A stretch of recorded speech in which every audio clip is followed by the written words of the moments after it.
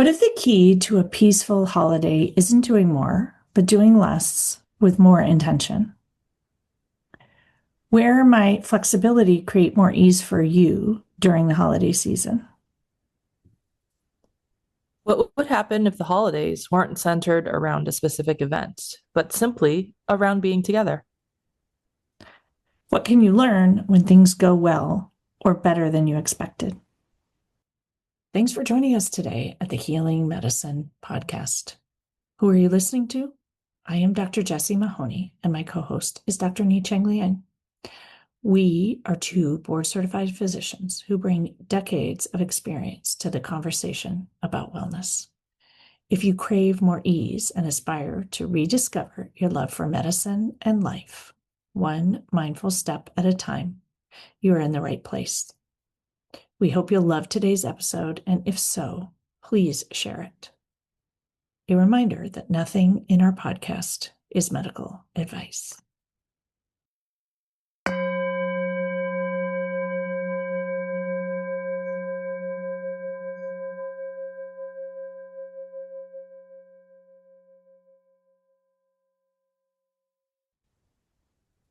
Welcome to our episode on holidays with hearts, what actually works. We wanted to create this episode because we are proud of the evolution of our holidays. Most recently, both of us just underwent pretty eventful but great Thanksgiving holiday weeks. And yet so many of us brace ourselves for the holidays between family dynamics, mismatched expectations, competing needs, exhaustion, unspoken or spoken resentments, the fear and expectation of having arguments and disagreements. And I'm happy to report that so far this year, with the passing of Thanksgiving, it went well for both of us. Not because everything was perfect or that everything happened according to our expectations, but really by the way that we approached it with intention, clarity, openness, flexibility, and a willingness to release attachment and outcomes. So we thought we would share what worked with the idea of focusing on strengths-based learning and strengths-based improvement, which in medicine, we're always looking to fix the problems. And so in this episode, rather than approaching fixing the problems, we're going to look at leaning into what works. So for me, I spoke up in advance about one or two things that were important to me. And I often do not do that. I expect people to read my mind and know what's important to me. And so I felt this year that I was going to say what I wanted. And they were not big things. They were more of an overarching, energetic theme to the weekend. I just wanted it to be easygoing and low key. And I had been coming off of my TED Talk and a conference and taking care of my grandchildren. And I wanted to enjoy hanging out with those people who were joining us and my other children and being here in this beautiful place. And I also allowed myself grief, which might sound funny as to what created a great holiday, but I do have sadness that generally in my world right now, my family of origin is not really spending holidays together for reasonable reasons, but it's also sad. I used to spend all the holidays with them, and my parents are not getting out much. And one of my brothers is traveling all the time and doing really cool, interesting things with his family. And my other brother has young kids, and traveling is really hard for them. And so they're not going anywhere. And so for those reasons, we've literally been spending Thanksgiving with my husband's family for the last few years. And so there is a bit of grief around that part of my life experience. I assume it will come back at some point, but for right now, that's not the agenda. And that one of my sons was missing this year, and those cute new granddaughters were missing, which also makes perfect, reasonable sense. But there were a lot of important people missing. And so I think sometimes when we think about holidays, we want all the people there. And that was not the case. Other things that worked for me were making space for things that help me and matter for me. So, time outdoors. Many of you know I taught a lot of yoga, which helps me stay grounded and be intentional and clear and calm and show up as the best version of me. I also just let things be simple. Other people could do what they want and be who they wanted, and that was fine. And we literally also let it just be about the weekend. Like it wasn't about one meal or it wasn't about the holiday. It was just about hanging out together and being flexible and literally pivoting and making changes at the last minute. That was what really made the weekend fun. We could decide in the moment what we wanted to do. We didn't have a plan literally for almost anything. I think for me, common themes. So I just got back from a week in Orlando with my parents, me and my two kids. My husband wasn't able to attend because he had just been in Japan the week before and couldn't get away from work. And also my brother's family. So my brother, my sister-in-law, and their two kids. And so four kids were there, but three out of the four kids are teenagers. And my eldest turned 16 when I was in Orlando as well. I have a 16-year-old, my goodness. But very similar themes. The two biggest ones after having survived and actually really, really enjoyed my time with the three generation family week in Orlando was little to no planning. There was a lot of like, let's just see how we feel on the day of, or like right before the day of. So I actually didn't purchase any theme park tickets in advance. And I know that that's risky for a holiday time with a high travel volume, but we were willing to risk it. And it ended up working out much better than we had anticipated. And then the other main reason I think that last week was so successful was capital SPACE, but space. So space, not just mentally in the flexibility of our planning, but also physical space. So I'm really, really grateful to my dad for this because the physical space could not have been able to happen if it weren't for his foresight at saving up some of the resort weeks to enable us to get basically 6 bedrooms between 9 of us. So it was 2 3-bedroom suites. So it allowed for the teens to have their own space, which I think as for teenagers traveling with multi-generational families, it's really important for the teens to also have their own space now as they're maturing into young adults. And so, yeah, that I think those two key things were really important for the success of last week. And the other thing I'll mention also, including within the space theme, is that I didn't feel compelled to have to be with family members like 24/7 the entire week. Yeah, I think this space thing is key. It's interesting. I didn't even think about it in the realm of physical space. I was thinking like emotional space and it as a time thing. But the physical space makes such a difference. And we actually had less people this year than expected. And so we all had lots of space. And that was really, really helpful. And so I'm thinking just in terms of success, sometimes doing a gathering that's smaller but has more space or less frequent, as you said, saving up rooms and things like that to do it in a different way is really amazing. I'm curious, do you think your parents got what they wanted? Yes, they absolutely did. My dad purchased this timeshare 31 years ago. Um, and his dream was to basically do exactly what we did last week, which is to vacation together with a multi-generational unit. And I think we definitely successfully did that. The other thing in general, I wanted to mention other successful aspects of my trip was the flexibility in not just planning, but also with each other, not having expectations for everyone to have to go to a particular theme park. For instance, my eldest has aged out of Magic Kingdom at 16.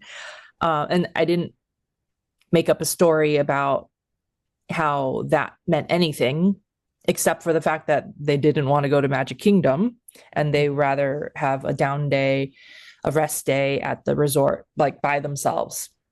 Also, the other aspect was that I actually brought a jigsaw puzzle, and it was a 500-piece jigsaw puzzle, and it allowed for kind of a forced downtime where there was a voluntary selection of family members that would participate in helping put together the jigsaw puzzle. So that was actually fun and also a very mindful activity, full of silence, but togetherness. We had a jigsaw puzzle too. Maybe Cool. that's part of the recipe. Isn't that funny? Yeah, we're actually, as we're recording this, we're very much finding out about each other's vacations. We haven't actually had a conversation as friends about this, so we're literally recording in real time for you, dear listeners. Funny, but and they were completely different and also the same. Like I didn't travel, but we had 3 generations here. Actually, we had 4 generations here. Isn't that interesting? But anyway, all good, beautiful. So jigsaw puzzle apparently is part of the formula. There's a recipe. Yeah. And the generosity of assumptions, right? So expansiveness and coming from a sense of abundance rather than scarcity, like time scarcity, for instance, at the theme parks, where I didn't measure success by how many rides we ended up going to, how many characters we ended up meeting, but it was very much more about the actual experience and togetherness based off of how the traveling unit was really feeling, as opposed to like a goal-oriented type trip, which used to be my prior Orlando trips, actually. Thinking about that, it was 7 years ago since I traveled to Orlando. That trip was very different than the trip that I just took. It reminds me of a trip I took in 2019 for my 50th birthday, and we went to Greece, and I had this idea of all the things I should do because I was traveling so far. And we ended up spending 1 week on one island and 1 week on the other island, and that was it. We didn't rent a car, and we literally enjoyed the culture and the local stuff. And it was one of the best trips I've ever taken. And we didn't do like fancy 50th birthday events and photos and things like that. We literally just enjoyed being where we were. And I remember the very conscious decision because I had spent a lot of time like traveling, planning and traveling, and I want to go here and I want to see this and I don't want to miss this. And I was like, I bet in my life I will be able to go back and see something like that next time, or I won't, and that will also be fine. And so that's the abundance of less can be more, and there's plenty of time. It's beautiful. Did you want to share about boundaries? So the other aspect that made the trip successful for me was that I had to set a pretty darn hard boundary with my mom. So my mom made and used to make, even before the trip, weight comments with my little one. My little one is thin, but she was born in like the 5th percentile of weight. So as a pediatrician, Jessie, that like they tend to track along kind of their weight, their growth chart, right? Like they tend to track. Yes, sometimes they'll jump percentiles, but very often, more often than not, they'll track along that growth chart. And I know this is coming from love, but every single meal, it was like, Ara, eat more, or eat this. Like, you need to eat more protein. You need to do blah, blah, blah. You're too skinny. And it was every single meal. And I've already set a boundary with her about weight comments regarding me and other family members. But with her, I had to set this boundary about food. And ultimately, what I did was I had to tell her very sternly and firmly, and it was actually multiple times, but eventually the comments did disappear gratefully. And I suspect that in the future I will have to remind her, but like I'm not afraid at all to be stern and angrily say again to her and remind her about that. Because the last thing I want is for my little one to develop like a pathologic relationship with food. Or her grandmother. Either one, right? Yeah, exactly. So It yeah. also reminds me of generational, like what we think love looks like generationally, and it's changed. And in your mom's generation, that was important. And Yeah, I now mean, she's we know different things, right? yeah, and honoring that she came from more of a um at points in time in her life there was definitely more scarcity, and so I can understand that, but at the same time, like that I'm not going to use that and allow that as an excuse for her to impose that scarcity mindset around food with my little one. So kind of honoring where we're at and meeting me and my child where I'm at, as opposed to like making excuses also. Yeah.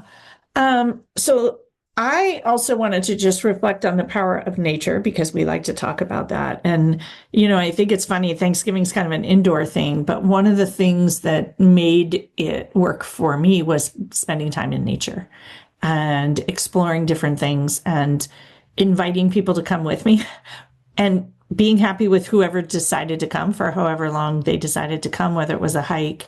We have, and this is happening all over California this year, but the salmon runs are running again. And the salmon are swimming upstream, and we live amidst all of these streams with salmon. And it's entertaining for all the generations, and you don't have to walk that far to see it. And so picking things that could appeal multi-generationally, but in nature, was really fun. And I think for me, we didn't have to make it complicated. It could be a short little thing here or there. And that was really helpful, I think, for everyone, because we know that nature heals your nervous system and gives everyone more capacity and more equanimity to navigate things that are frustrating. And inherently, spending time with family is amazing. And there's little frustrations here and there. So for me, interestingly, I opted out of an intense nature experience. So the next time I go back to Orlando, I'm setting the intention to revisit again the possibility of either swimming or kayaking with the manatees um, in the west coast of Florida. And I had wanted to offer that to my eldest, like something to do for their birthday, but they really didn't want to drive like an hour and a half away and then have to like swim or kayak for an hour and a half or 2 hours. To them, that didn't sound fun. And so, honoring that, we opted out of doing more. Luckily, from our perspective with regards to exposure to nature, at a timeshare like a mile from Disney, there was limited amounts of nature, but our resort actually overlooked Lake Wilson. And so we were able to get glimpses of it while we were in the resort. And there were a lot of elements of nature, like at the water park, there was a lot of water and flowing water. And then noticing different songs of birds compared to in San Diego, and noticing like some of the different bird life that was there as well were kind of the little moments of nature. But honestly, I this past trip, like I didn't feel the sense or the need for whatever reason, because I feel like I usually do, but for whatever reason, and we can talk about that, like I didn't feel the need to seek out particular aspects of nature for mind, body, and spirit soul filling. I felt like my heart was very full and being with my loved ones the way that we were was like enough. And also we did plenty of walking. So I feel like Sounds like your nervous system was healthy. Walking. And so, not that we need it. Some people need it every day to keep their nervous system healthy, but you nourished your nervous system with other things. Apparently, because we did plenty of walking, and maybe that was all the quote unquote natural activity that I needed. Yeah. Yeah. So maybe now's a good time just to reflect on like overall the wisdom that we garnered. And I think my thoughts are simplicity, connection, space, a lack of planning, and flexibility and puzzles.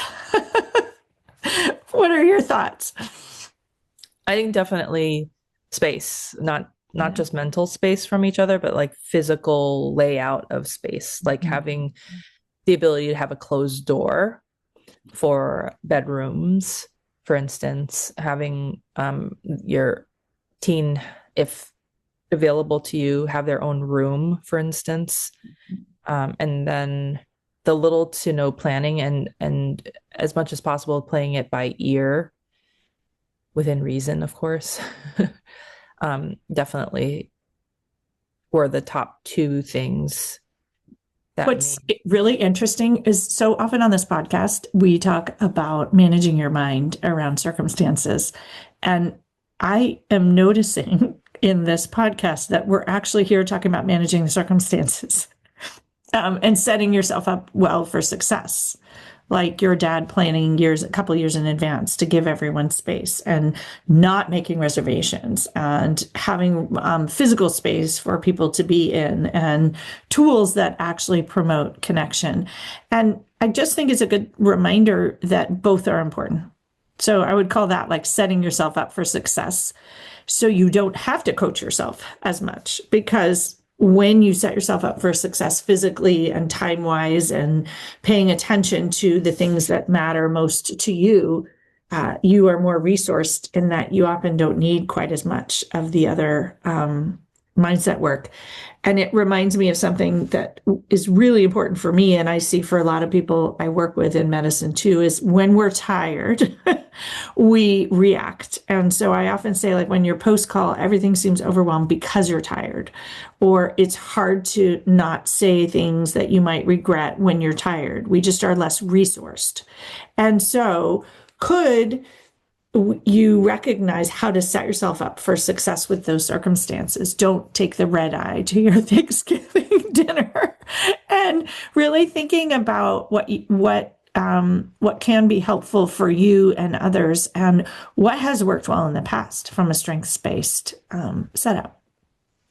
So I will call out that my brother's family did take the red eye from LA to Orlando, which is not recommended, especially on an airline that doesn't necessarily have the most comfortable seats. So that is not setting yourself up for success. Yeah. And it worked out in the end anyway. But it worked out because we were able to have a rest day at the resort, and we were able to enjoy the amenities of the resort without having to feel pressure about going somewhere to a theme park, for instance.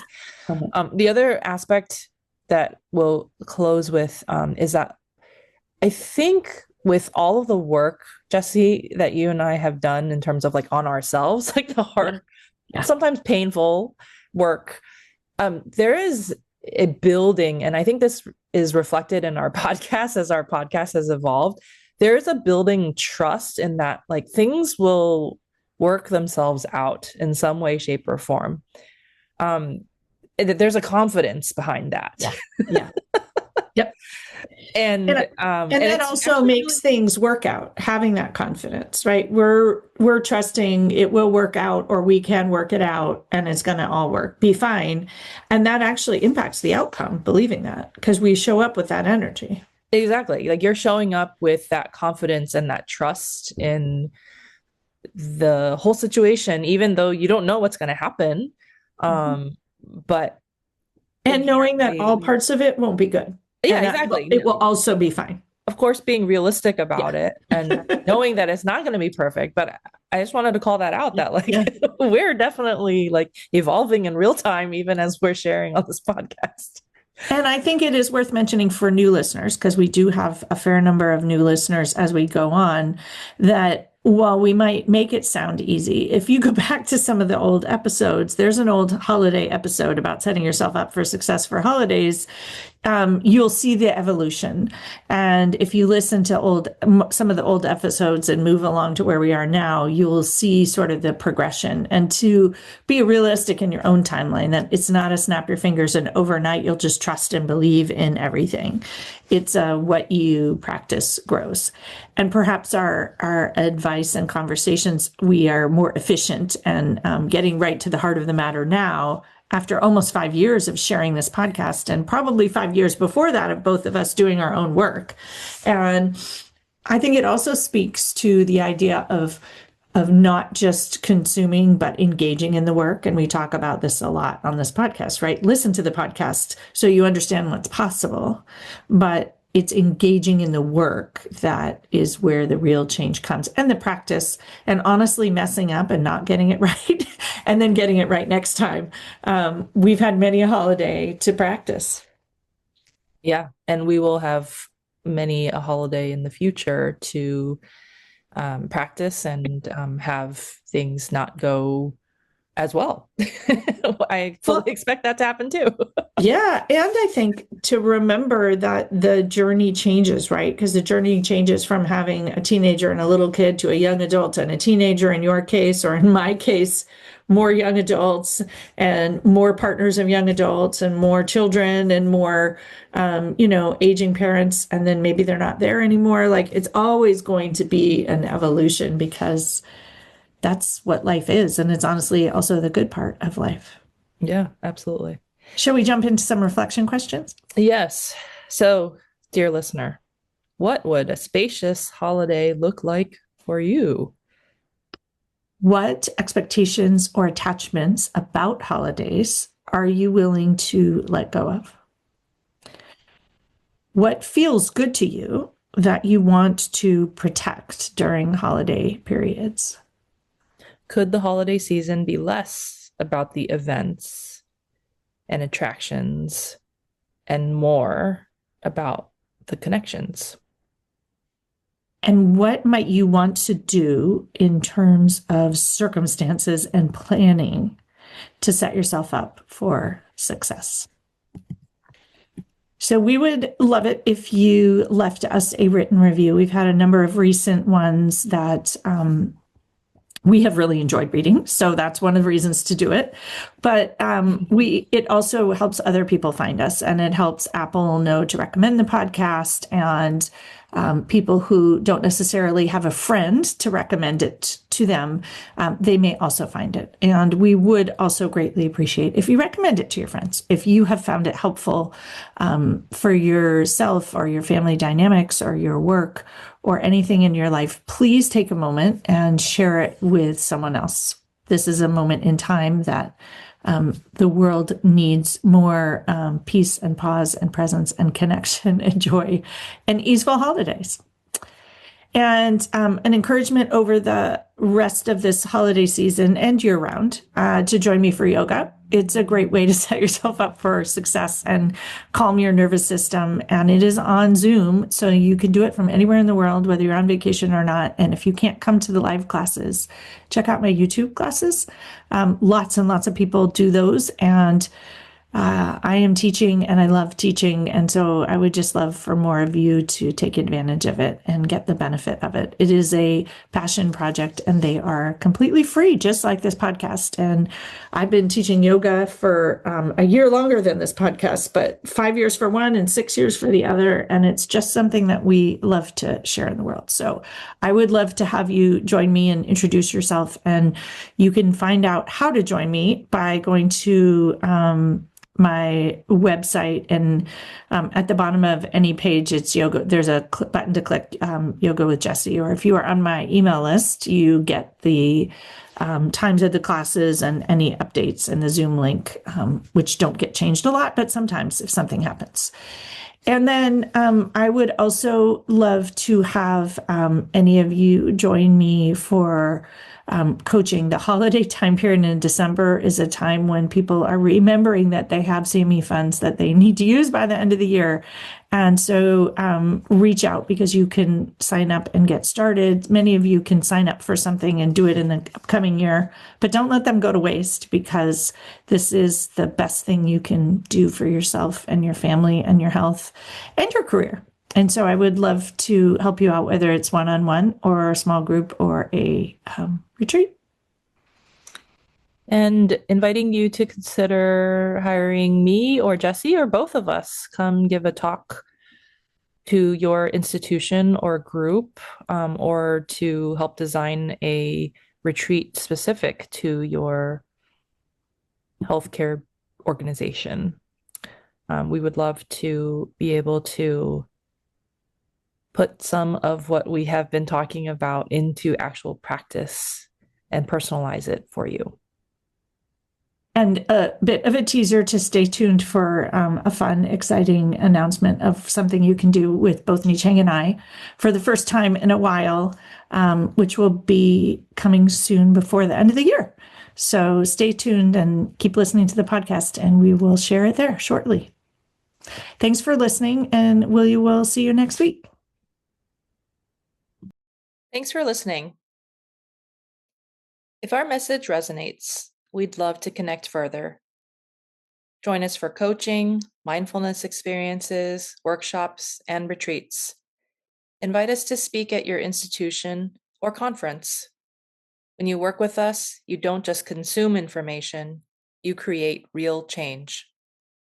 Find Nicheng Liang at Awakened Breath and Jessie Mahoney at Pause and Presence.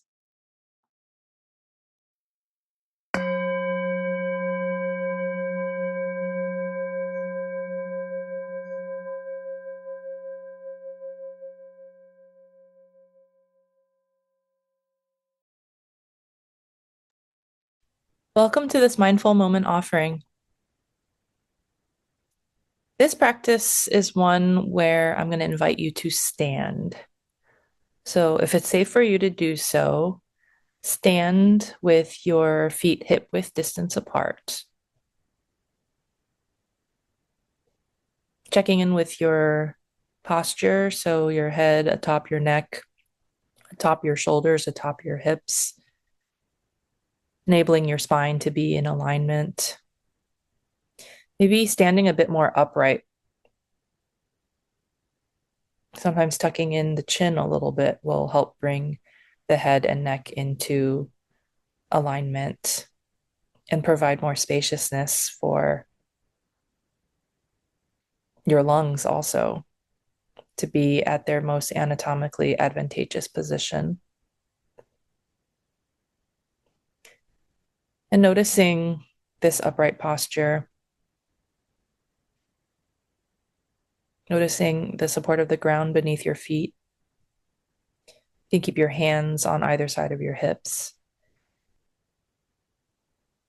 And as you're ready, inviting you to raise both your arms up as if you are making a Y shape with your arms.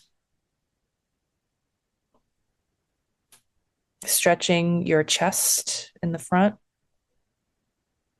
providing extra space there.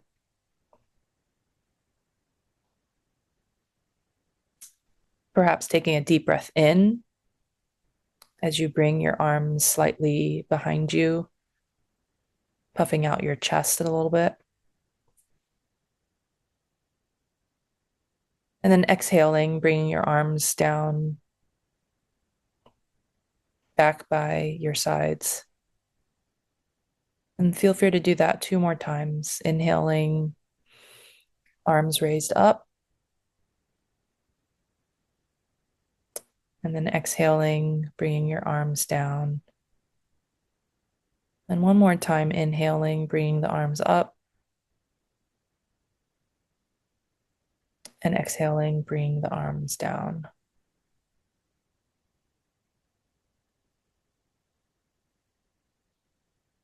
And if it's safe for you to do so, closing your eyes, checking in, noticing how it feels now compared to just a few moments ago after those 3 full body breaths. Hopefully, there is a sense of greater spaciousness.